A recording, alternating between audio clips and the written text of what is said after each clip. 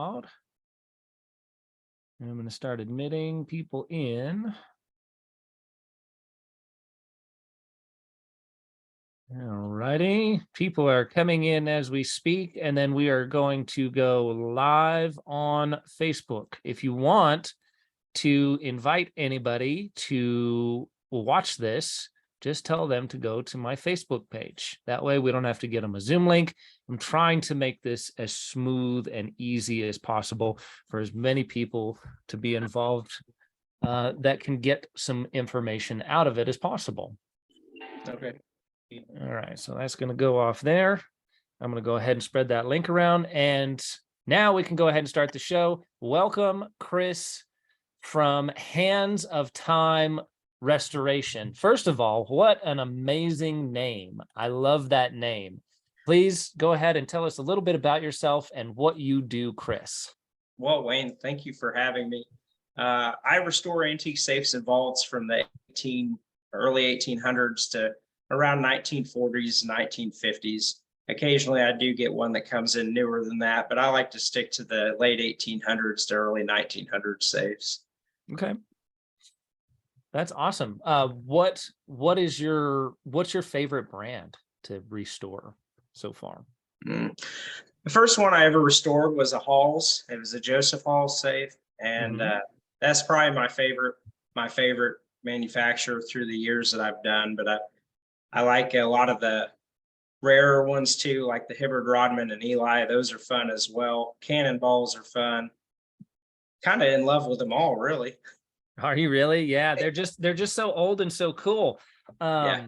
I believe, and one of the reasons I've really been waiting to have you as a guest and to talk to somebody like a restoration specialist like yourself for so long now, because I love seeing these things. I can't stand, here's the worst thing, me being a locksmith is, we'll go out and a lot of times people will want us to open these old antique safe. Either they just bought a building and of course it was built in, they couldn't move it, they're too big, or the building was built around it, or they did an addition around it or whatever, and they just want me to open it. And if there's nothing in it, they want it to go to the dump.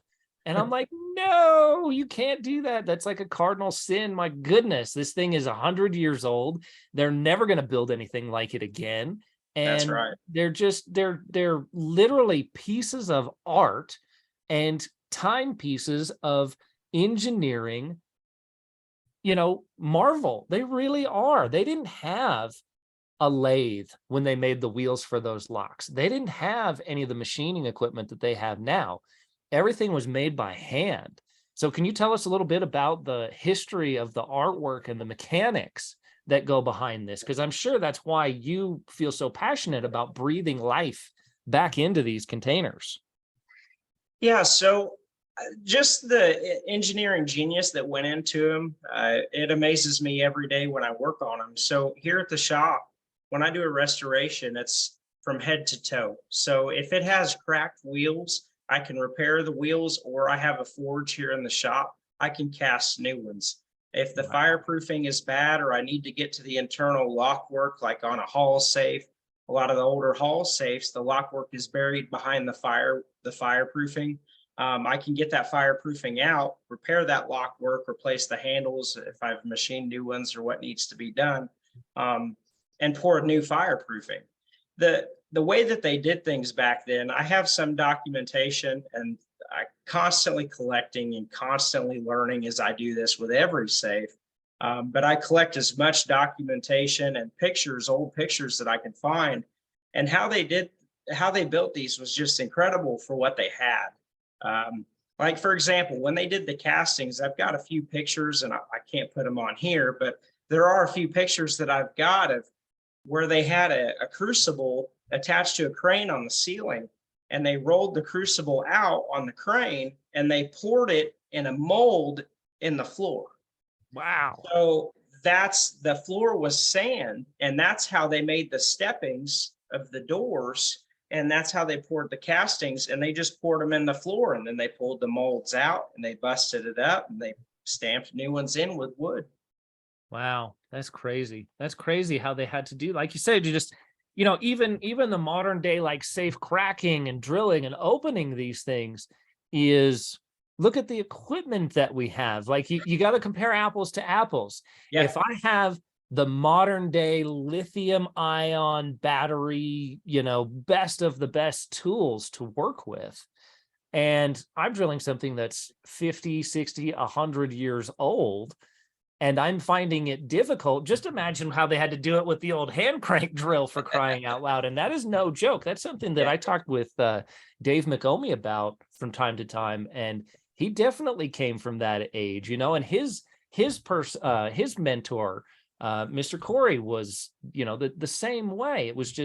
It was look at the tooling that these people had and how resourceful they had to get. And look at how spoiled we are now with all the tools, technology, Google.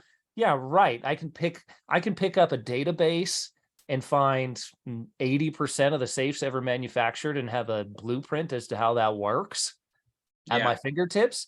20 years ago, that didn't exist. It didn't happen, Yeah. So just to hear you say that really kind of sheds some light on how difficult it was. They're heavy, they're big.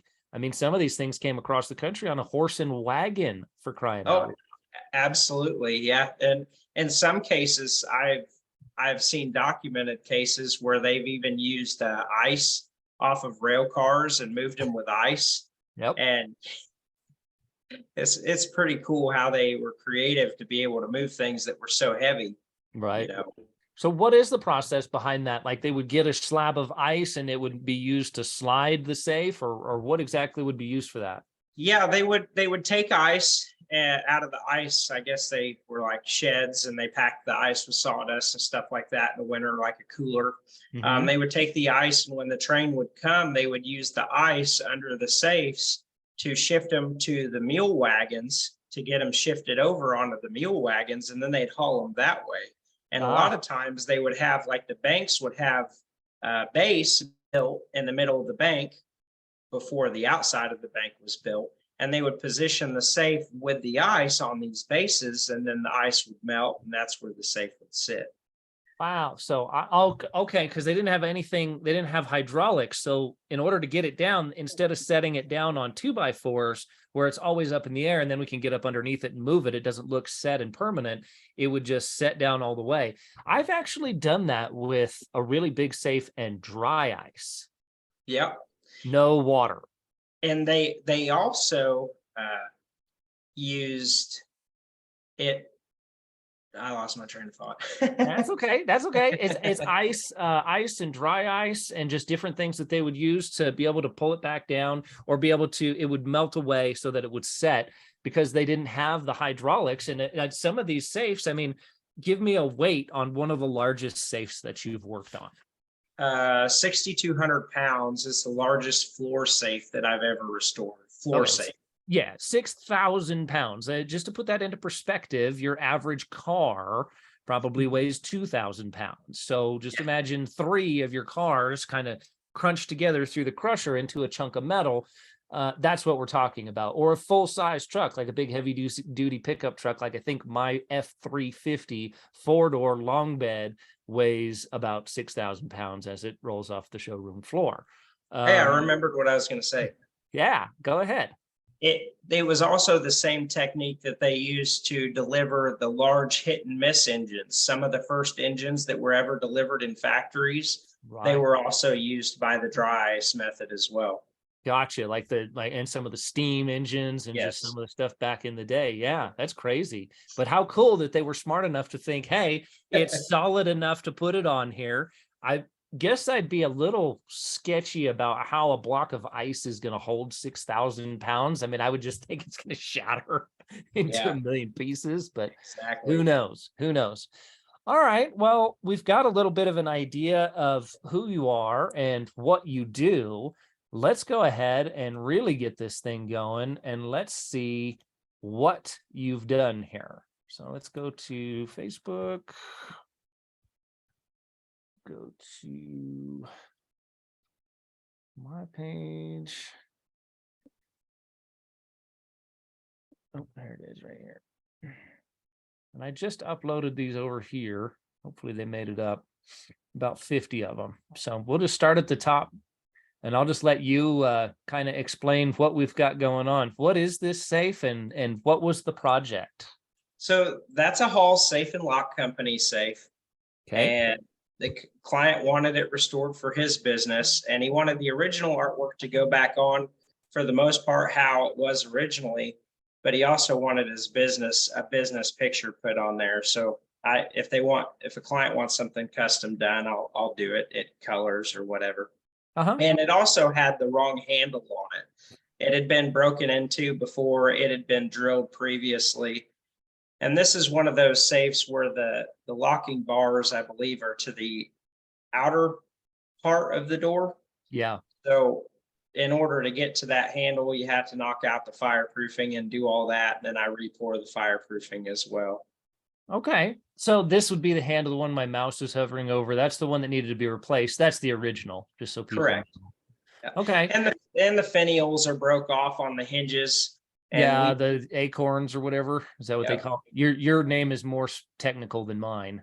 Fennials, is that the correct term? Finials, yeah. Okay. What was the purpose of those? They were a decorative dust cover, basically. They protected the hinge from getting full of dust and dirt so the hinge could turn freely. And also you could remove the top finial and squirt a couple squirts of oil in there and keep the doors turning Hydrated. freely. Yeah, keep it hydrated. Those Awesome. were often made out of lead, and sometimes they were made out of lead and then dipped in nickel or plated in nickel. Okay. Yeah, I've seen them with like a chrome type of finish on them. Yep. All right. So this one here, this is a double door one. So you pulled, this is what it showed up to you like, right? Did somebody drill it? Is that drillings down in the bottom, or what's this? It had been drilled and filled before. So where they had drilled it, the hole had been filled and plugged. And then I found where they had filled it during the restoration process. But if you look at the safe carefully, Mm-hmm. and this is in the case of a lot of safes, I see things that other people don't see. So if you look at the safe carefully at the top and you look from left to right and you look diagonal, you'll see a line kind of go diagonal. If you look, go about halfway down on the safe right there. Yeah. Yep, that line right there. Yeah. So what that is that's artwork that's underneath the paint. Oh, okay. So in the 50s, after the war, it was very popular for people to paint over their safes right where they sat. Wow. So okay. they All were right. too flashy, they were too artsy, they drew too much attention. So also Underwriters Laboratories was pushing big for their newer safes that were tested. And these safes, being from the late 1800s, early 1900s, weren't UL rated because back then they didn't test safes like Underwriters Laboratories didn't test safes then. There wasn't a standard. It was just, do you want a safe? Okay, we got a big metal box, but they were not all created equal. You could have got a fireproof one, maybe not, better. You just don't know. There was no standard rating. Correct. And the cool thing about it is most of the manufacturers in the 1800s and early 1900s, the good manufacturers, the big ones, they actually tested their safes for days under fire, with burning fires around them, with having things inside and stuff like that. The Great Chicago Fire is a perfect example of how some of the older safes survived the fire and the heat for days. The whole town, half the town burned down, and a lot of these safes were great advertising tools. So yeah. I mean, we have to educate the public on this and the people watching this. Like, this is the whole reason I wanted to have you here. Getting a safe now involves picking up the phone, calling your local locksmith or 1-800-SAFES or whatever it is. And the next couple of days, a big giant safe, even if it is 4,000 or 5,000 pounds, shows up and we put it in. Back in the day, that did not happen. You had to have a custom size. There was a salesman that went out. Have you ever restored a salesman sample? Yes, I have. And I actually have a couple on my desk right now that I have to restore as well. Those are cherished like gold. I have one, and they're very, very hard to find. They're amazing. They really are. Yeah. So a salesman would come out. There's the whole process to, and correct me if I'm off kilter here, because you do know more about it than I do. But the way that I understand it is you would get a salesman that would come out. They would have a salesman sample of something they had to offer, Halls, Diebold, Mosler, any of those major manufacturers, and they would tell you about all the features, and then you would literally order. Like, this was as much of an investment into your business and home as the front door or the roof. That is how big of a deal it was.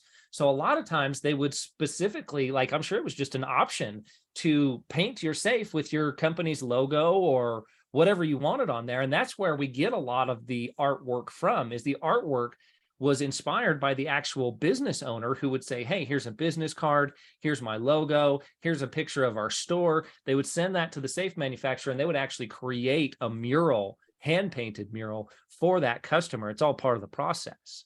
And then it would come out, arrive on horse and buggy or mule or whatever it was back in the day. And then it took a crew and a team of skilled people to get it from there into the location and to finally set it. And then there it was supposed to sit for the next 100 years or more. And in some cases, that's very much exactly what happened.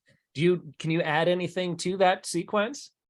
Yeah, that's pretty much how it happened. There was also safe dealers. A lot of the larger towns had safe dealers in those towns, or distributors. Like St. Louis had a distributor, and a lot of other towns had a distributor. So what people could do is they could go to those distributors and they could see safes that were on display that came from the factory. And a lot of the landscapes that were painted on the front of the safes were artist renderings from the factory. So river paintings, scenic pictures with water, stuff like that. For example, Ohio, a lot of the safe manufacturing companies were right on the river. So a lot of the artist pictures were from the landscapes of Ohio around that time. Right. And sometimes the artists went from one factory to another, and that's all they did, is they painted safes and landscapes. But the customer, when the customer would buy a safe, the customer would get their name. A lot of times the distributor would paint the client's name at the top of the safe. So on the safe we see here, this is a National Safe and Lock Company safe. Right. And it was actually for the St. Louis Exposition in 1895. Uh-huh. And the name at the top of the safe was the client's name that the distributor put on there for the client. Okay. All right. Yeah. Let's see here. And so I don't know what you just sent me these, so I don't know exactly what order they're in, but is this that safe being restored, or is this a different one? This is the same safe, and that's the artwork on the back side and on the sides. So this would be the front of it. This is all one project. That's different. This one here. Gotcha. Okay. Yeah. Yeah. I gotcha. Okay. And so here it is after you've put your touch on it. Correct. Now, all that artwork that's on there, that's how it was originally. When you would have seen the safe originally, when it was new, it would have looked very similar to this, but it would have been different products that were used. So all the pinstriping you see, all the artwork that you see that I do, the flowers on top, that is where the flowers were originally. That's where the stripes were originally. Those are the colors that it was originally. That's what I do. I put everything back on as close to original as I possibly can get it. Wow. And that really is the amazing part of it. And that was really why I was drawn to you and your business. I have seen a lot of other extremely skilled safe restoration people out there, but the artwork is all what's in their head or custom from their customer. It's oftentimes, once it's painted over or stripped or something, it's lost the original look.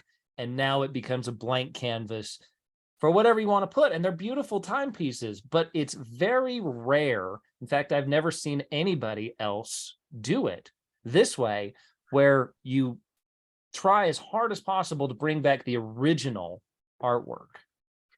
Yeah, that's kind of what makes me unique. And I love it. And occasionally I get, sometimes I get some that have came in from fires, and and the artwork's gone. Sometimes they're so rusted out that there's no paint left on them.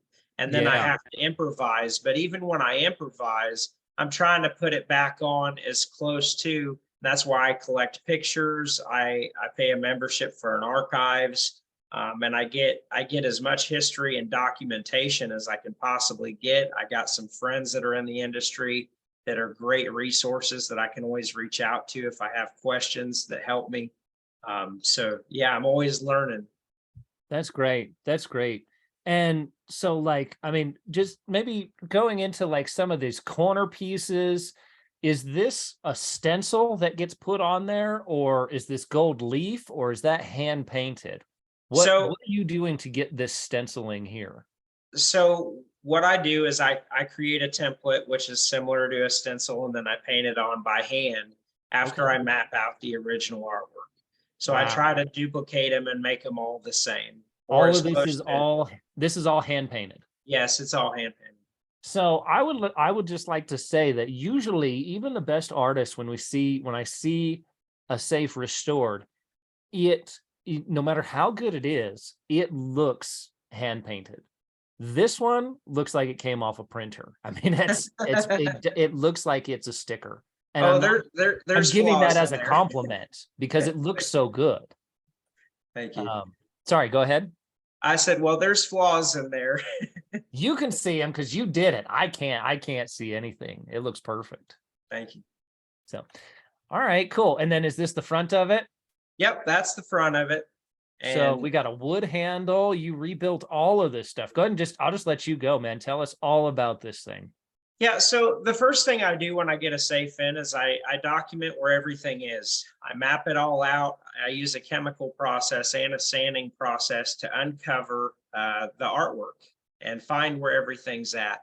And once I find everything, then it all gets mapped out. I measure everything and take lots of pictures. And then after everything is recorded, the safe gets stripped down. I take all the hardware off of it and I send it to my platers. But before I send it to my platers, if there's any repairs that need to be done, metal work, if I need to make new handles or whatever on the lathe or the mill, I get that done before it goes to the platers. My goal is, which doesn't always work out this way, but my goal in the shop is to try to have the artwork and everything done for reassembly by the time the plating comes back. So Gotcha. once the plating comes back, then the safe can go together. So the bodywork, once all the artwork is removed, the safes were really pretty primitive. The steel processes back in the 1800s and early 1900s, they didn't make smooth steel back then. If you take a safe and you sandblast it down, you're going to be sorry. Because there's a lot of pits, there's a lot of grooves, gouges, holes. They used a lot of filler in these safes to make them look smooth, Yep. and layers of paint as well. So once I take them down, I get them smoothed out, do the body work, get it all flat, and then start putting the paint on. I use automotive paints for a base coat. Okay. It's more forgiving. And then once I do the automotive paints, then I start laying out the artwork and I put it on back where it was originally. Sometimes for my paintings, like my murals and stuff like that, I will use oil paints. But if I want it to dry faster, I will do acrylic paints and I'll paint it on with acrylics or, yeah. Wow. Okay. That's great. So let's just go over that a little bit more. So you have a full scale, like an auto body style paint booth setup, right? Yeah. Yep. And so tell us a little bit about water-based paints and oil-based paints and where you might use one or the other, or advantages, disadvantages, what's going to last longer, what's easier to work with. What does it take for you to get a base coat on these things? So I like using automotive paints for the base coats. So what I'll do, for example, this black here, I shoot just like you would a car. I grew up in a body shop, so car talk is good to me. Yep. So I do the body work, do the primer. I seal it all in after all that's done, and then I'll do a black base coat, and then I start doing the artwork. Now I protect out all the artwork. Once all the artwork's done, the artwork itself is done in oil paints. It's Hmm. oil-based paint. I like to use one shot. It works pretty good. My gold, I use real gold. I have a supplier I get my gold from. I'll Is use that different gold hair. leaf or is that gold Yes, paint? gold leaf. And I've heard everything that you need to know about gold leaf is it's difficult to work with. Don't do it. That's all I know about gold leaf. Can you Eh, concur? Is it? no, No, it's not that bad. Okay, so no, you've got a system for it. Okay. yeah. It's just it all takes practice, Yeah. and it takes practice, and it takes there's hard ways about going about things, and there's easier ways about going about things, and I've learned through the years. I mean, I've made a lot of costly mistakes. I've learned what chemicals and what products work good with each other. I use solvent-based paints for my base coats, like Uh-huh. PPG or DuPont for the black and for the base coats. I use my one-shot paints for my striping and my pinstriping and my lines and stuff like that. And Yeah. when it's all said and done, when everything's done, all the artwork's done, and I've got the gold laid and all that fixed and everything where it needs to be, then Hmm. I seal it all in and I clear it. Right. So it'll last as well after I'm gone. How Well long, after. how many coats do you do? Do you seal it and sand it and do you color sanding and go through all of that or no? Yes. Yeah, I do color sanding too. Yep. Yeah. Okay. All right. Good stuff. Good stuff. Yeah, man, if you're doing gold leaf stuff, I've heard that it's tedious. You touch something, it's expensive. So when you wrinkle it up, I mean, it literally is gold. So you're throwing, it once you wrinkle it up, you're done. Yeah. So that's just crazy. And that's how Um, they actually used real gold on them back then too. oh yeah. Yeah. Yeah. One of our guests, Brian, do you have any art background? Do I? Yeah. Do you like any kind of art? Did you go to school for it or? So I grew up in a body shop painting cars and stuff with my dad, and I was always artistic. I would rather be painting or doing airbrushing or something like that versus doing a quarter panel or something like that on a car. And Gotcha. my dad used to always tell me, I'd be able to make a lot of money doing my artwork and my drawings and stuff. So when I was about 10 or 11, he got me an airbrush, Yep. and I started airbrushing motorcycle tanks and cars and stuff like that. So I did go to art school in high school, or art class in high school, and through the years in school. But as far as college art or anything like that, no. Naturally talented, we'll give it to you. That's what I would say. All right, cool. We'll try and break it up a little bit. We got a few more questions here. Let's just looking at this one here. What would be the time frame for an overhaul with the various detail on this unit right here? Like when they brought it to you, drop off to pickup. Can you discuss a little bit of a time frame? Okay, so the first part of the time frame is the wait in line. So I You do gotta have wait to wait. yes. So a double door safe like that in the shop right now takes about a month and a half to 2 months that it's on the floor.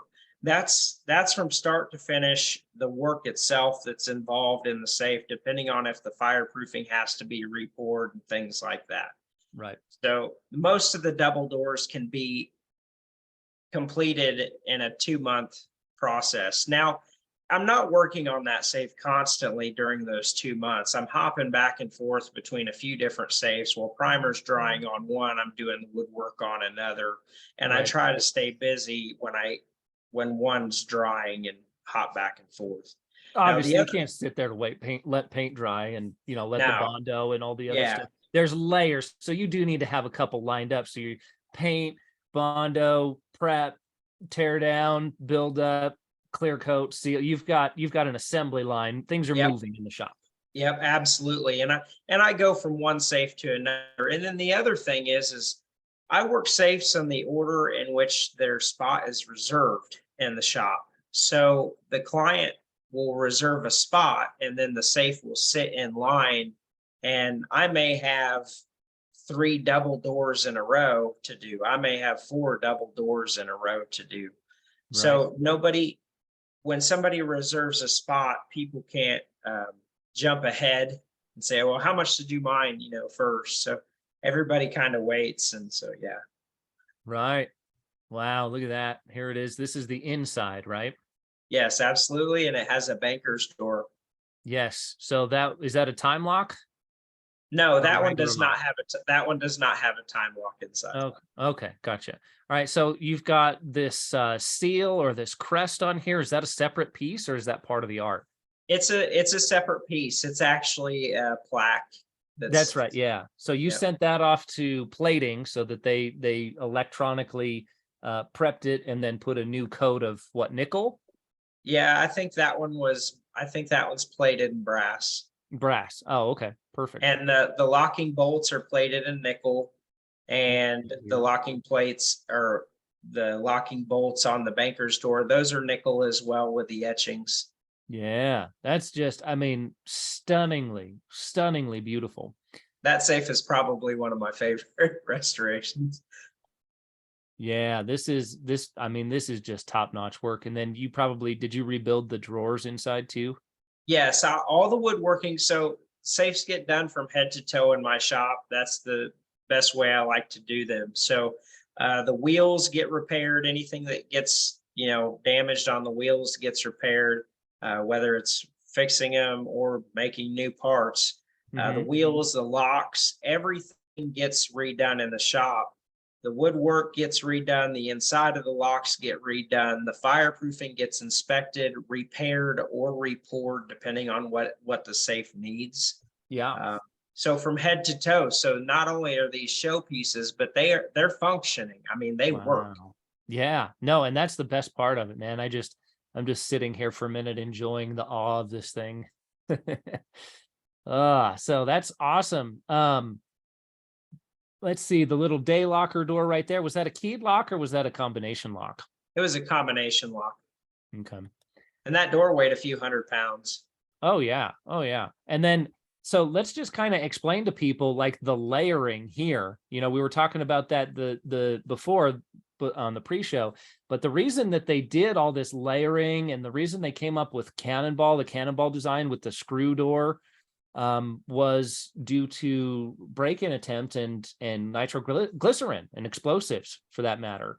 So they literally, without the modern machining and the modern plasma cutters and the modern shears and the modern things that would make this job very easy, they had to stack plates of steel onto one another to be able to create this layered effect, this stair-step layered effect that would then interlace perfectly with the inner portion of the safe as well, and have to line all that up so that everything closes and will do it for 100 years later, meaning that that door really can't sag very much. Like there's a lot to making sure that these stay pristine, just like this. And then also usually where we'll find the asbestos on them, correct me if I'm wrong, they usually put the asbestos around the seal, right? That's usually the little smoke seal that goes around the door. If it Yeah. does have asbestos, it's usually in there. Yeah, and it was also more popular on the safes after the 40s. Okay. That's really good because I'm sure there's a lot of people here who are safe techs who all often wonder as they're drilling into that antique safe and this little white powder stuff is coming out. Is that asbestos or not? Do I need to be concerned here? I know I've asked myself that question more than once. What do you think? What are your thoughts on asbestos and antique safes? Um, on safes from the 1800s, late 1800s, and early 1900s, it wasn't as predominant. A lot of the manufacturers used a plaster-based fireproofing. It was Mm-hmm. mixed with a few other things. I got a hold of a few descendants of some safe manufacturing companies and talked to them about what they used for fireproofing. Uh-huh. And that's what I use now as a recipe when I have to re-pour doors. It's very similar to refractory from foundries, the Right. refractory used in blast furnaces and stuff like that. Some people say, "Oh, well, the door is full of concrete." Well, it's similar to concrete. It mixes kind of like concrete, Yeah. hardens up like concrete, but it doesn't perform like concrete does when it's under fire. It's like a blast furnace bricking type. Right. Right. Um, What is going on with this little one right here? How do you determine like these little blue accents? Is that all coming off of the original art, or did you inspire that? That is from the original art. Okay. So that client wanted that safe. He wanted me to go pick up that safe. He chose that safe, and I went to Chicago and picked that up for the client. And he was in Texas, and I went and picked it up for the client and brought it back to the shop and stripped it down and put everything back on where it was before, including the colors and the corner flourishes and everything. Yeah. So the only thing that's really custom on that is he wanted his personal name at the top, his business name at the top. Yep. And so I put that on there. But the painting, yeah, all that's how it looked originally, but probably a little brighter and a little better. Yeah. Yeah. No, I mean, and like you said, waterfront paintings, nature, a lot of nature, paintings inside these things. Really, really cool artwork. How many projects do you take on at one time? Oh, on the shop floor and the bodywork stages, there's usually 2 or 3 safes that are going through the strip down process. And then in the paint booth, there's about 2 safes. One is in base coat, and the other one is in the artwork stages. On the shop floor, there's usually 1 or 2 getting ready to head out the door in the woodwork process or in the shipping process, getting ready to either have me deliver them or to be crated and shipped off. Right. So it's like a That one, little assembly line in, work it in and out. yeah, yeah. Cool. That one was a fun one. That one went to South Africa. Wow. Okay. Tell us about it. Tell us what you can about the project, the customer, whatever. Obviously, keep their privacy and stuff Yeah, to them. You yeah. don't want to say anything about them too much, but go ahead and tell us about this project.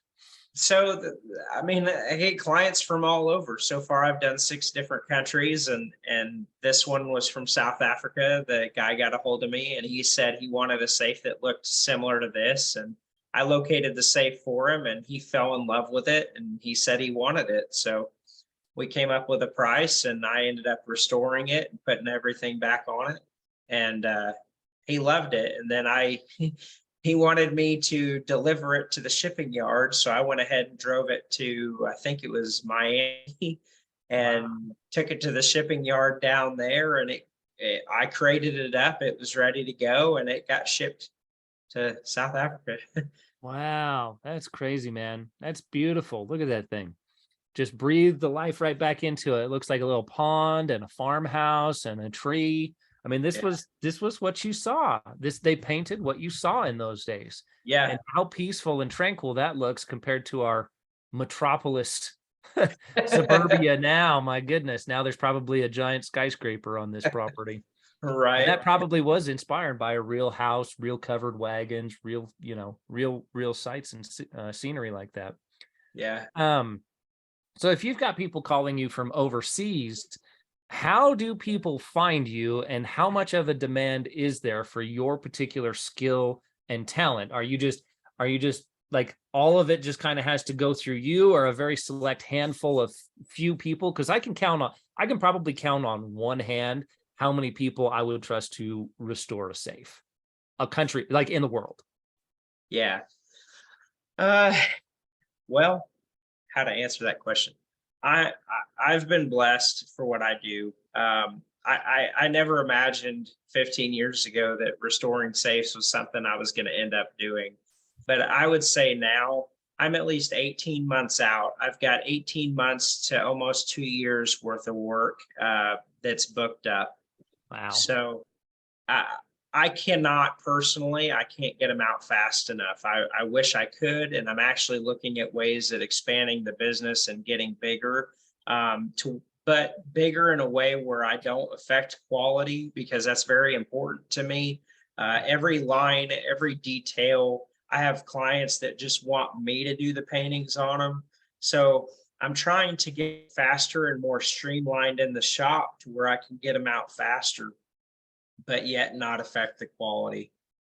Right. So yeah. So you need some prep guys, some guys out there with the sandpaper, whatever sauce you got to be able to start stripping them and prepping them. And and just kind of, get somebody that can lay a base coat. If you can paint a car, you can probably paint a safe. There's probably the lines and the way that you do it would probably a little bit different, but they can pick up a learning curve on that. I'm sure it would have very similar tendencies, and then just basically get it prepped so you can do your final work thing, right? Like maybe Yeah. you interact with it to begin with, you help with the categorization, the tear down, the initial receiving of the safe, if you will, catalog everything, give somebody some information on, here's what we need to do, here's the next steps, and then you get it back ready to do all the fun stuff and make it pretty again, right?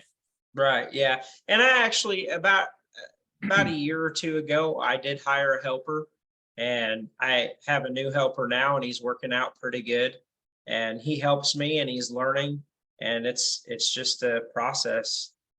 Wow, that is amazing. So That what is one. going on with this one here? Is this the previous safe just open, or is this a different one? So this is a different safe. This is a Mosler banker safe, Mhm. and that went to Washington, Okay. and the customer, he wanted a big safe, and once again I located this safe for him. Ended up going to Illinois and picking it up, and it had came out of a bank, and recovered the artwork that was on the outside of it, but the inside of it didn't have anything in it. There was nothing on the inside at all. So he wanted custom woodwork done to hold his firearms and things like that.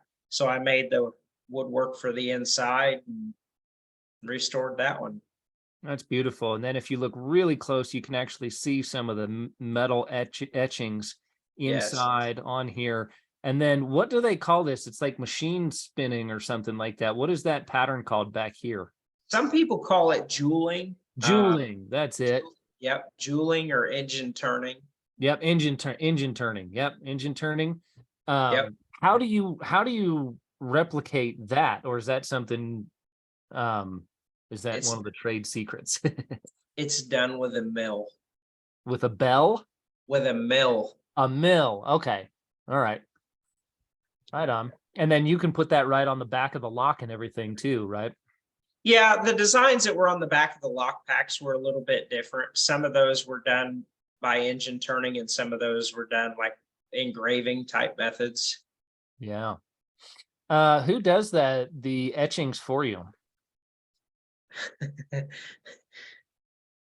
I've learned to do a lot of it in house. Wow. So you're I, just, I I mean, haven't you get something and you just do it.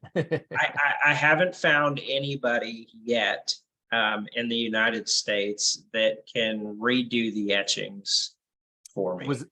Okay. Gotcha. Is this the previous picture is the inside of this one or no? Correct. Yep. That one picture is the inside. That's the So outside. this is the exterior portion right here. So And this is beautiful. that's what it looked like. That's what it would have looked like originally. Okay. There might be a before picture in there somewhere that I might have sent you with it being brown and ugly. There. Yep, that's it. So before, get a good look, and after. I think you put just a little bit of work into it. Yeah, but Amazing. And then the interior portion here. I mean, just this right here is months, just. oh yeah, and every one of those parts, like I try not to farm out too much since I've gotten busier. Some of my machine work I do send out. My plating I definitely send out. But for the most part, I try to do everything in house. But every one of those parts, they're all marked, and they have to go back right where they were before. It's Yeah. not like a lot of You things turn it. today where you can take, oh, well, you can take the top bar and put it on the bottom, or you can take this bolt and put it over here. Nope. These weren't made that way. Like everything has a home. And if you don't get it right back where it was originally, it usually doesn't want to work right. I mean, I'm just floored and awed with the amount of talent that goes into this. And then this is a crane hinge too. So explain to people what the crane hinge is, because they don't know. So the crane hinge holds up a really heavy door. It displaces the weight and distributes it right in the middle of the door, so it doesn't put a lot of weight on the hinge or stress on the hinges. Yep. So if you look, it's positioned right in the middle of the door. It mounts to the center of the door. So when the door opens, It's holding up all the weight. And it's also got bearings, those little silver spacers you see in the middle are bearings to help the door turn and rotate. Yeah. That door weighs over 1,000 pounds and it opens with one hand. Wow. Yeah. So it's butter smooth. And then you have two separate pivot points, meaning that the door pivots and then there's another pivot over here. So that door kind of like swings out of the way. Correct.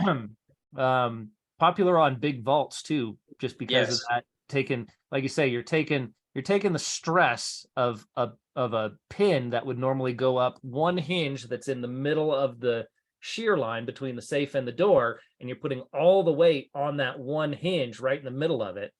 This is taking it and it's spreading it through this whole contraption that is the crane hinge and spreading that weight out over a wider space so that, like you said, it's in the middle of the door. It's not all on one side. 1,000-pound door on a pin, it's not good. Are there bearings, like little needle bearings and stuff inside of here, or is it just a machine pin? They had round bearings in there where that spacer is. Yeah, right here. Yep. They Yep, had round roller bearings in there. I haven't seen needle bearings on any yet. Gotcha. I've put needle bearings in wheels though. Yeah. The 6,000 pounder that I did, I put needle bearings in the wheels to help it roll. That was Yep. pretty awesome. Yes. Yeah, that's what they use for U-joints and stuff. So it's a very effective system. Who's your major clients? Residential? Do you have like museums, historical societies, corporations? Like, are you like OCC choppers? Like you build one for a company, or what exactly do you do? Is your customer base? When I first started, it was a lot of mom and pop. Hey, this is my grandfather's safe. I want to restore it. It's been in the family for generations. And I still have a lot of safes that come in that way. But a lot of my bigger safes, like this one, for example, a lot of them are for corporations. I have done some for some pretty well-known people. I guess you could say famous people. I have some high-end clients. Some of them are collectors. Some of them are corporations that want to display them in their corporations. I have done a couple that have gone to a museum. But yeah, all walks of life, really. Have you ever done any for the guys that own Lockmasters? No, I have not yet. They would be an excellent resource. Have you ever been to their museum with all the safe locks there? I have not. It's You on my have to bucket. make it there. It's on my bucket That is list. a must bucket list do. Yeah. Next time SAFTA convention's there, I would highly recommend it. It's a beautiful, I mean, you'll be all about it. You'll be all about it. It's like his goal in life mission was to collect like every single lock ever made. I would love to go to one of those shows and just put a safe on display. Yeah. Just to where people could walk around it and look and admire it. But Oh, they yeah. don't seem to stay in the shop long enough. And Yeah. when I get one that I claim to be mine, it doesn't stay around long either. Oh my. Yeah, I put a lot of work into it, but whatever check they're willing to write for that is more tempting. Yes. Everybody's going to ask, you answer in your own words. I'm not going to put words in your mouth, but what does something like this cost, or how do you charge? What are you comfortable with letting people know? Do you have like an hourly rate, or do you bid it per project? So I bid it per project, but since materials have gone up after COVID, I've had to raise my raise my prices Yeah. a little higher than what they were before.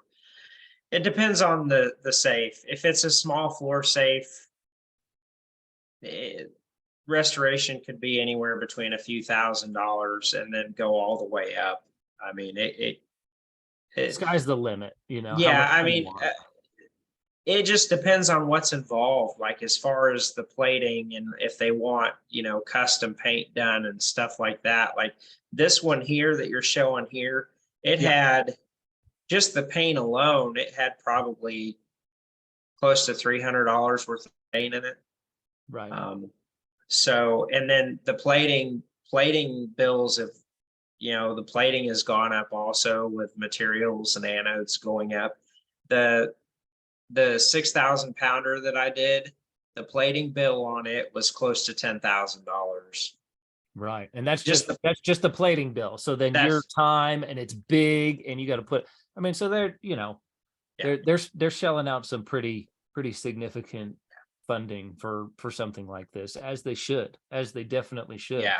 And And what I probably use, that's probably what it cost back in the day, brand new. And by the time they get it back from you, it's brand new again. yeah. And what I usually do is, because I get so many people that contact me throughout the day, and I'm trying to be in in the shop and juggle the office and stuff as well.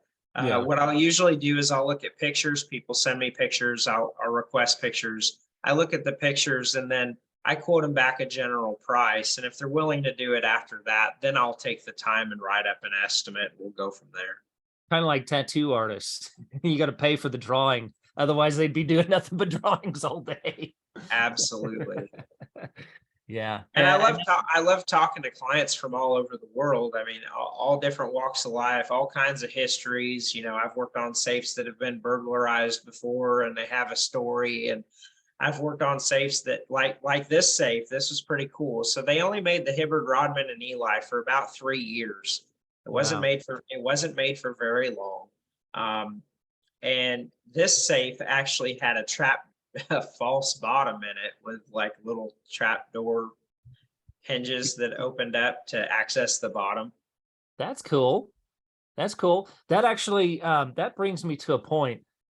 I had a job where, and the only safe that I ever tried to do any kind of restoration on, I should have grabbed some pictures of it. It didn't come out anywhere near as nice as your stuff, but the lady asked, you know, we opened it, and she asked if we could, you know, kind of revive it a little bit. And I knew a guy who did auto body work, so I'd send it to him, and I'm like, hey, can you fix this? Can you bring it back to life? And he was like, yeah, it'll probably be a lot of work, but you know, we'll see. So we came up with a price for him and everything.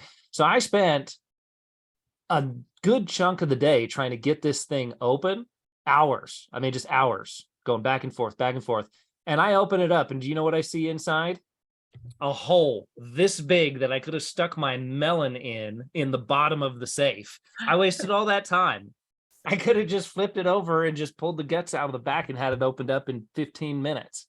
But that giant hole was in there. And so then that was something else that we had to deal with as well, and replate and re-pour all that. I think we just used a basic, you know, concrete mortar, like building a retaining wall type of mortar to build all that back in. But yeah, that's funny. You mentioned the bottom on that one, and it made me think of the one where the bottom was missing out of the one that I spent so much time carefully opening.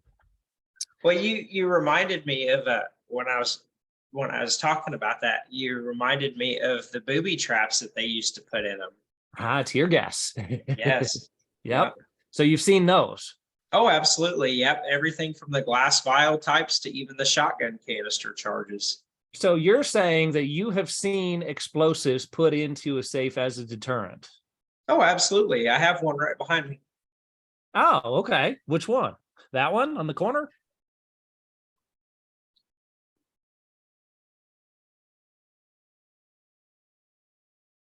Can you see that? Kinda. I'll tell you what, put it on the set it on your desk, and when we switch out of screen share, then you'll be big again. It'll show up when we do that. You're just Okay. little in the corner right now.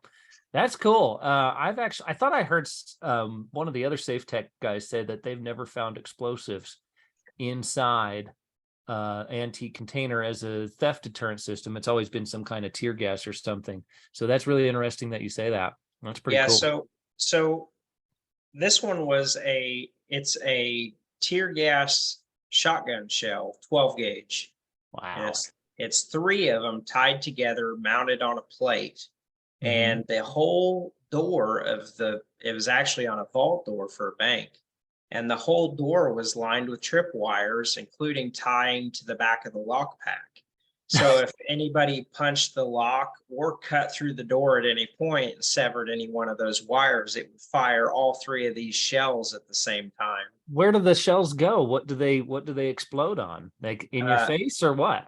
they're in a canister. There's a canister that mounts to the back side of the door Uh-huh. and holds all three shells. So when it explodes, it just explodes inside the vault when they're trying to get in it. But inside of it is tear gas in the 12 gauge shells.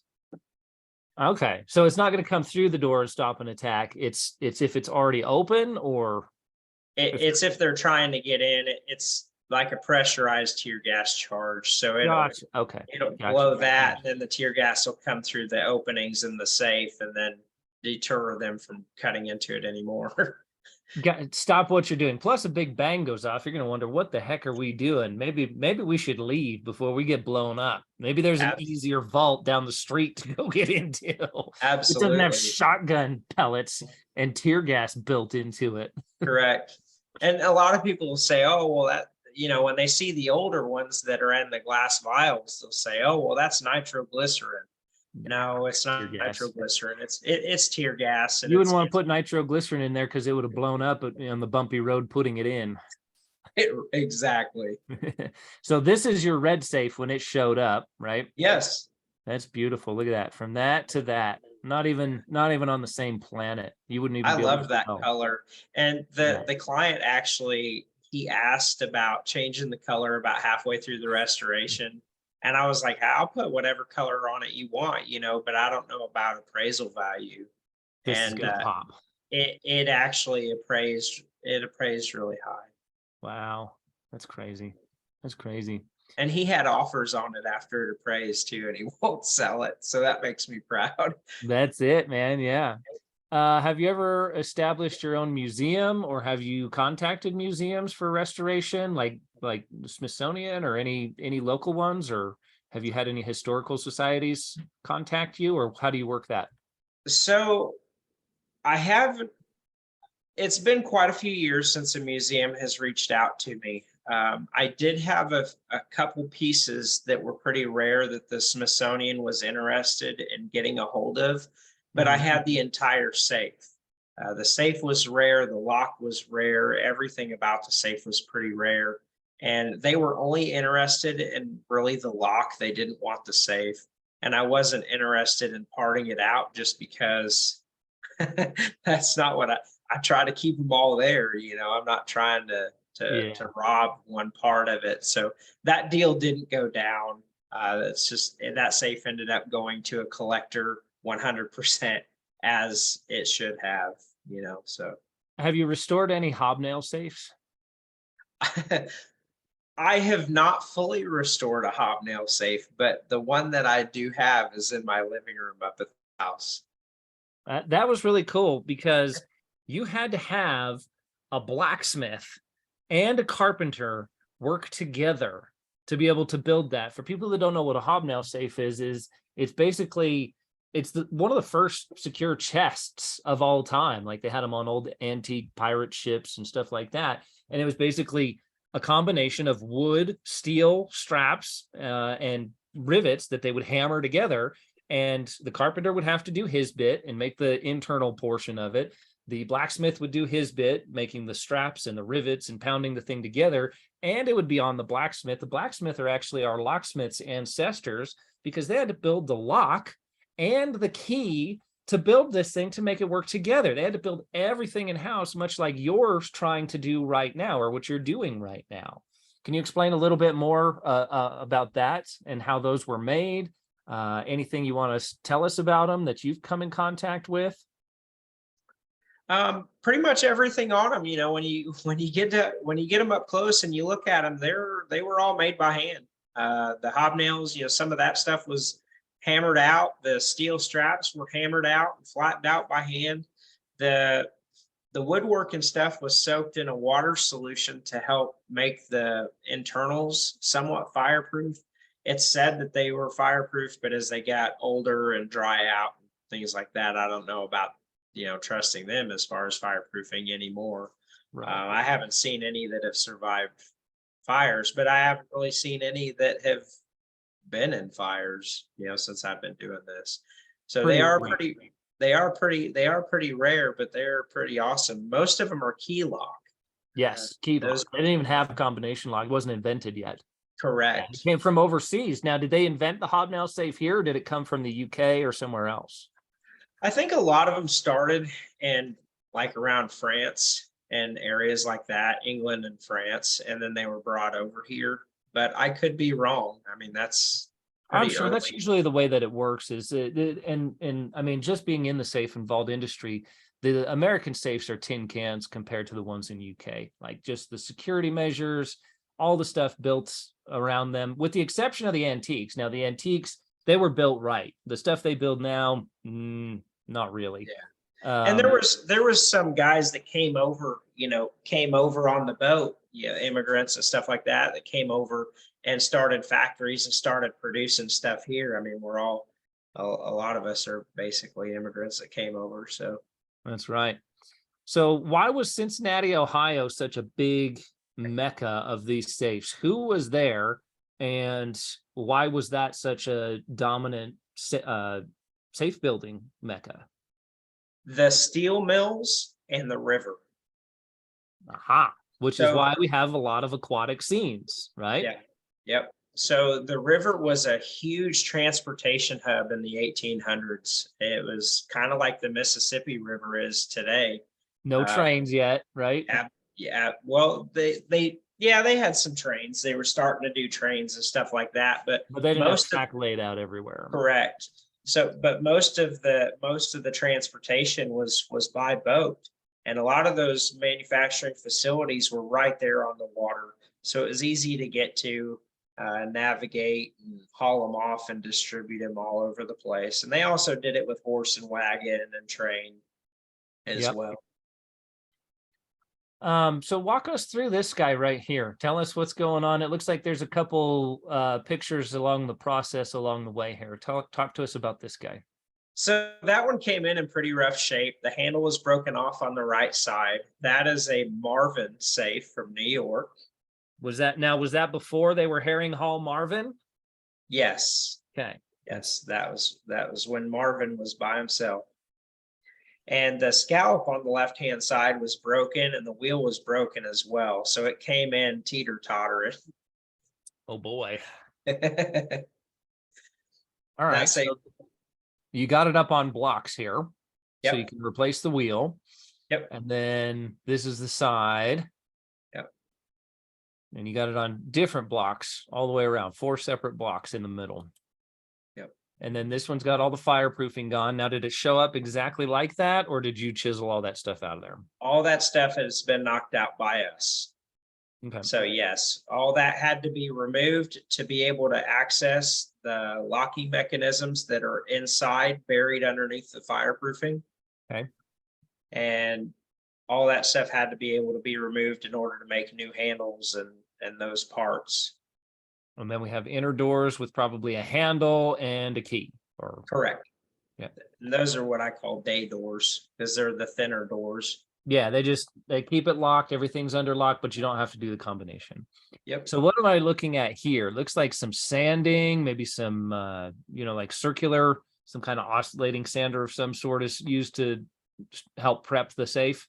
Yep. So we blast them down and we get them down to bare metal, and then we do our metal work and stuff like that. So if we have big dents, dings, things like that, we try to repair them with metal before doing filler. I just don't. The way I was raised and doing body work and stuff like that, you don't want to fill a classic car up with body filler. You want to replace the metal and do the metal work the right way. I do safes the same way. So any metal repair work and things like that that need to be done, I try to fix them with metal first before doing filler. Yeah. One of the other questions, high and low pricing. I mean, I think you've kind of gone over that. A small safe is going to cost you a couple grand, depending on what it's going to take. And I mean, you get a big restoration for a company, it could be $100,000. I mean, you're probably like me. What's the most you do? How big's your checkbook?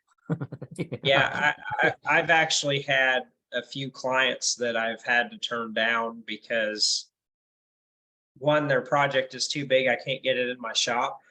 I wish I had a bigger shop. I thought when I built this shop that it was going to be big enough, but It's like a safe. You think your one gun safe's going to be big enough, and then you buy more stuff, and now you got to get another one. Yeah. And I've got a few clients that are like, just name a price, and it's like, I just not set up for it. Yeah. Do you ever customize new safes, or you're just so buried in the old ones you don't have time? Pretty much buried in the old ones. I don't have time. And there's really not a lot of people calling me wanting a new safe done. I Right. mean, You could call up and get somebody to put some graphics on it, call your sign company if you wanted to do that, or take yeah, it I to the mean, shop and have them paint. occasionally somebody will bring in a new safe, or I'll get a call locally, where they want their gun safe opened, or they want to change from a normal combination lock to a digital lock, or vice versa. And I'll Yeah. do stuff like that. But for the most part, I stick with the old stuff. So you are a safe tech to some degree as well. You've opened, repaired, put back in service, Yes. converted. I'm sure your repair work for filling that little hole has got to be like, you probably take more time doing that than opening it, huh? Yeah. I try not to put that little hole in there. Yeah, everybody does, but every now and then, especially with Oh, electronic locks, you got to sometimes. oh, I know. I understand. So we're coming to this one here. What stage is this at? So that's in one of the final stages of body work. So we do our body work, and then we do a guide coat over the top to try to help us find low spots and stuff like that. And that's before paint. Yeah. So that's smoothing out all the details, making it look flat and straight. And this is where it's different from a car. A car, when you're doing body work, you want to accent and match the sexy curves. This is a block, man. It is block E. It is, and the little points, like what makes this difficult are these little spots up in here between where like the edges, where the flat steel meets that little spot here, all these spots up top. I know these are difficult because we had to deal with them when we were trying to do the restoration we were trying to do. It doesn't blast out very well. It doesn't strip very well. It doesn't take Bondo very well. And if you get something in that corner, it's going to take you 2 hours to sand it back out. Yep. And also a lot of times, so like on that one right there, that's a casting. Yeah. So in the bodies of the safes, sometimes I'll hear a client or somebody will say, "Oh, well, these safes are solid iron." Well, they're No, not solid iron. They've got a skin around them, and the there's not strips much that metal. There's not as yeah, much as people think. yep, they're People take them to the cladded. junkyard all the time, and the junkyard's so happy. Oh yeah, we'll take your old cast iron safe. It was all poured cast, right? Oh yeah, sure. No, it's not. Yeah. The scrap companies kind of get hosed on that deal. So this is one of the doors right here. Is this the Yep. locking side? Is that the lock right there, or the lock It, housing? it is that's the lock housing. Yep, And then you need to pour this with that fire retardant correct. and level it out. Now, do you vibrate it, or can you give us any can you tell us anything about how you mix that up and pour that in, and any other things that need to go into that? So that door weighs over 400 pounds, and I don't mix my mixtures up that much at a time of the refractory. So I pour it layer by layer. By pouring it layer by layer, that also ensures that there's no air gaps in there. I also use a stick to push it around and move it how it needs to flow. The Yeah. door has to be on a level surface to make sure it's poured level and uniformly. So it goes layer by layer, batch by batch. So tedious. I mean, that's just that people just do not have any clue. Like, you think you just mix up some concrete or some drywall, throw it in there, and it's done. No, you can't even pour it all at once. Like, what are you doing? Like 1 or 2 inch layers, probably. Yeah, it's a couple inch layers that goes in, and then also you have to be careful because yeah, I don't want to get any material where it doesn't belong, like inside the lock Yep. casing or anything like that. That's why it's all sealed off where that lock is and where the locking bars are. All This that's black stuff, do you put like Flex Seal or something in there? it's a type of like a Seal. sealant, Yeah. it's like almost like seam sealer. So the first time you did this, you went to go pour the stuff in, and then it started leaking out the door, and you're like, "Oh no!" Yeah, that's something you definitely don't want to happen, is for any of that stuff to penetrate and get in where the lock works, because you'd be digging it all back out. Yep. So here's another one here. So we're going through the process. You're going to refill this one, set it up nice and flat. This black stuff right here is where you're sealing things, right? That looks like the new material. The black and the gray. And the gray, oh, the gray caulking. I see that. It looks like caulking of some sort. Yep. And then fill it up. Here's what it looks like filled. Now, is that complete? You leave that gap? Yes, that's complete. Yep. Okay. It had the gap originally also. And then here it is around the lock body and everything else. You got to leave room for the screws and all of that fun stuff. And then now you have the bolts back in, or is that, those are the stationary ones? No, those are the moving ones. Oh, these are the moving ones. Okay, so you Yes. put that back in. Okay. Now we've got a base coat on it, so it's been stripped down, it's been filled, bondoed, the doors have been refilled, and now it's going back together. Now we're starting to see it come together. Tell me what we're at here. So the base coat's on it, and I'm starting to lay out the artwork and where the artwork's supposed to go. So what you see there is my drawing lines of me drawing out where the lines are going to go. Ah, okay, I see it. Okay, yeah, I see them right there. Now you can see them So coming around the pinstriping and stuff. I get everything drawn out first. I draw it out and I lay it out on the safe, like where I'm going to put gold and stuff like that. So So now here comes that gold leaf. See, this is why I say it looks very tedious and time consuming and difficult. It looks like it takes a lot of practice. it has taken practice. So just so people know, like, take a look at what this looks like, all wrinkled up and foily, and then it turns out into this. Yeah. Amazing. True artist for sure. Thank For you. sure. So now you've got some of the lines. Is this all gold leaf? Yes, it is. Everything Yep. that's on. So this is the gold leaf stage. Yep. So the letters are done in 20, and each safe varies, depends on what the customer or client wants. But the letters on this are done in 23 karat, and the striping is done in 18 karat. Wow. Now, what's the difference between the carats? The The purity? the deepness and color of the gold. So the lighter, like 18 karat, the more yellower the gold. Okay. The 24 karat is a darker, deeper gold. Okay. All right. Now we're coming down and looks like we're roughing up some of the paint to Yep. apply more paint. Yep. So I do a little bit of scuffing to make sure everything sticks. Okay. And about to hand paint the letters on the bottom of the scallops. With a gold paint. Yes, Now, sir. is there actual gold in that paint? Yes. Okay. Do you put your signature or date somewhere on the surface? You hide it. Every one of my pieces is signed by me and numbered and dated. In a prolific or unprolific way? I do it kind of small where it doesn't stand out, but I sign all my pieces on the front right hand side. As you I should. didn't I didn't used to do that, but my clients started asking me to.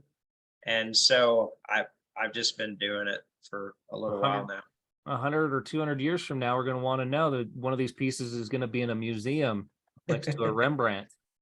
Yeah, I'm sure something else I do too. Like this is a footprint that I never expected to do. You know, like restoring cars and motorcycles is gratifying, and a restoration on a car will last 20, 30 years before it needs to be redone again, depending on how it's kept and where it's kept. But these safes are going to be around way long after I'm gone. Yeah, So I also I also put hidden messages in the safes in every piece that I do. that's cool. The client can't see it until something ever happens to the safe. But it's kind of like for my kids and my grandkids after I'm long gone, you know, somebody will come around and say, "Hey, I got a safe that your grandpa did," you know. So And then there's the treasure map that'll lead you to all the money that you charge for these things, right? The $1 million buried out back. I wish, but you know, Yeah. since I've been doing the business and it's been growing the way it has, almost everything goes back into the business anyway. So yeah. That's just spectacular, man. So now you're doing the inner door, Yeah. day lock door. And there you are smiling at it. Look at that. You at your finest, doing your thing. Got a plate with some different colors and putting everything together on there. Yeah. That's a great picture, man. Doing some hand carving for internal woodwork, upholstery. Yep, for the shelves. Yep. What are you making there? The shelving? I'm doing the joints for the shelving where the shelving fits in, because when they made the interiors back then, they fit together like a puzzle. You can't Yep. just grab a shelf and pull a shelf out. They're kind of locked in place. Right. And I put them together and build them back the same way they did back then, one piece at a time, and it all fits like a puzzle. And oftentimes it's held in by one key shelf. Once you pull that out, the rest of it can come out. The key shelf, like the keystone, then it comes apart. Yeah.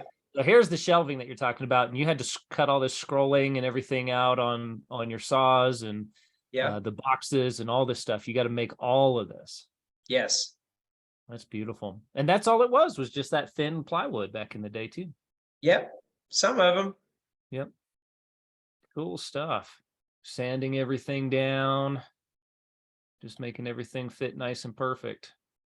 Is this paint on here? Did you get some It's actually veneer like they did back in veneer? Yeah. That's cool, man. All right, so now we're staining things. Is that what you got going on? Yep. Yep. Staining it, wiping it down, and getting the color on it to the darkness or shade that I need it to be. Nice. And then there's that veneer. Beautiful. Yeah, you need to have her take some more pictures of you as you're doing this. You're gonna want them. That's good for advertising, man. You look happy. You look happy when you're doing this. It's like therapy for you. I've had a lot of clients ask, if I could start recording, or doing something like that. And with me and my helper, we're so busy doing the work that I'm able to get pictures in between, but it's hard for me to film myself. We almost do need somebody in here to do something like that, help us out. You need a History Channel or a Netflix special is what you need. It'd be awesome. I bet you could probably get a hold of somebody. Even putting in CCTV or just cameras to for security for your shop. If you ever talk to anybody about doing that, maybe have put one in the shop, one or two that could actually capture it, and you could time lapse it. Time lapse photos. If somebody had a time lapse photo for the safe that you made, it's like dominoes. People want to watch it get made. They want to watch it go through the oven. They want to watch it go in the car. They want to watch it show up at their house and track it. I think that you could charge extra for that too. Yeah, and it would be awesome great idea. Social media presence. I'll just give you a little plug and a little social media tip right there from somebody who does this all the time. Those little high-speed videos, you have no idea how many people that I just randomly bump into and say, hey, I saw your Instagram or something, and you were putting in an electronic lock, and then all of a sudden I get a call for it. How did an Instagram post turn into business? But it does. So I would highly recommend that. Yeah, that's a great idea. There's the other side right here. And then now I can really see this picture kind of really shows the difference in colors from the different golds. So you've got this pinstriping here, and then you've got that lighter gold leaf over here. Yep. It helps break. I like doing that because it helps break it up. Yeah, it makes it pop. Yep. It's all the same. It doesn't look right. And then, like you said, you can see the darker, you said the 24 karat is the darker, and then the lighter right here, right? Is that correct? Correct. Yep. And then the gold is also jeweled. You can see the spots in it where it's turned. So each one of those little reflections there is where I've taken a piece of felt and I stick it into the gold and I rotate it. So each one of those is turned. This must be the most painstaking process. It's one of my favorite parts. Well, like I said, this must be therapy for you, because it looks like so much work, but it's so beautiful. Thank you. And then here it is with so all of this has been a step-by-step. This is about as step-by-step as you're willing to go for somebody to see raw to done. Absolutely. Yeah. All of the cabinetry, the carpet. Where'd you get the carpet from? Because I know that carpet's hard to come by too, that old carpet. Yep. So I buy as much of that as I can when I find it, and it's period correct, when it matches very similar styles that they had back then. It's like a tapestry type stuff. And I buy it by the rolls. So when Hobby Lobby had some, years ago, I bought all I could get, and then I eventually ran out, and I try to find more. So Yeah. I try to make it as period correct as I possibly can. Yeah, and it shows. It shows. I mean, this just the amount of effort that you go into for these, painting the casters for crying out loud, rebuilding them. I mean, that's just forever and ever. And here it is, totally, completely finished. And now you are ecstatic. How long did this one take? That one came on the floor a little before Christmas, but we had Christmas break and time with the family and stuff like that. So it took a few months. Yeah, that is amazing. I think some of these are going to be doubles right here. So I'm going to go ahead and stop the share for right now. And then go ahead and show us that shotgun thing that you were. Oh, can you see Now it? we can see it. That's crazy, man. That is crazy, crazy. Huh. Explosives in the safe. So what actually triggers it? So in the middle, you'll see a hole. And then each one of the shotgun shells where the primer is has a hole as well. Mm-hmm. So there's a piece that goes on top. And when it's held up by a spring. So when any of the lines are cut, it goes down and hits that. Fires all three. It's like a relocker, an explosive relocker. Absolutely. Yeah. That's crazy. That's crazy. Yeah. We have actually, I told you this would happen. I told you there was going to be no shortage of content just going through some of your work that I saw here. And now we are at about an hour and a half, which is fine, about an hour and 20 minutes. I'm going to open up the floor. If anybody'd like to ask Chris any questions, please let us know. Unmute your microphone, do whatever you need to do. If you need to raise your hand, if you can't unmute your microphone, let me know. And are there any questions for Chris?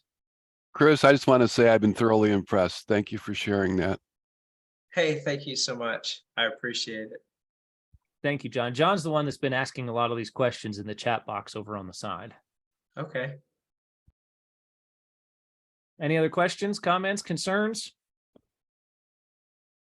All righty. Sometimes people aren't that chatty on these things, but that's okay. Yeah, man, you are just a whole talent up and above and beyond. You have way more patience than I do, and it just shows. I mean, you've really come up with your own little niche thing. I don't think you're going to be getting a whole lot of competition. It's just so tedious. But I'm so glad that you were here. I'm so glad that we got to talk to you and we got to see exactly what you do. What else do you have? What do you want to tell people?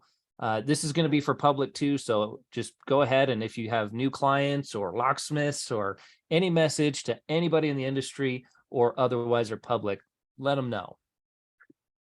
Well, just be careful with what you come across. Some of them to some people are junk, but with the collector market right now, the collector market is going up. There's a lot of collectors out there, and not every safe that you come across is garbage. A lot of people for years were throwing these away. There's some rare pieces out there that collectors just go crazy for, and you could have something that's really worth something. Yeah, and I hate seeing these things go to the scrapyard. I usually will haul them off and at least try and restore them as best we can, get them back to at least functioning. And somebody will want it in their home or barn or whatever. In fact, I have people that call me and ask me regularly, "Hey, do you have any old antique safes? We don't want any of the new crap." We went down to whatever store, big box store, and it's just a bunch of drywall and thin gauge metal. It's a glorified filing cabinet, for crying out loud. Yeah, I mean, when a lot of these were made, they were made to withstand fire for days. And I've been doing this for 15 years and restoring them.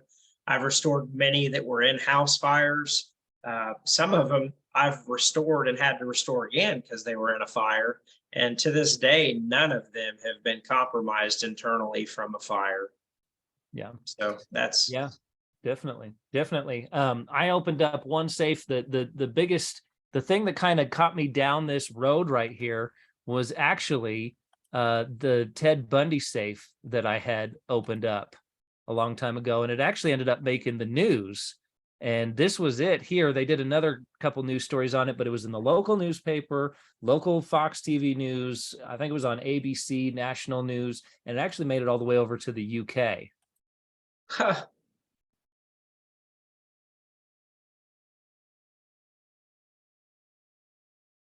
Journalists, you just never know where a story might come from. And for one newspaper in Glenwood Springs, they made a discovery in their own building about one of the nation's most infamous serial killers. Fox 4's John Madden traveled to Glenwood today, and he has the story.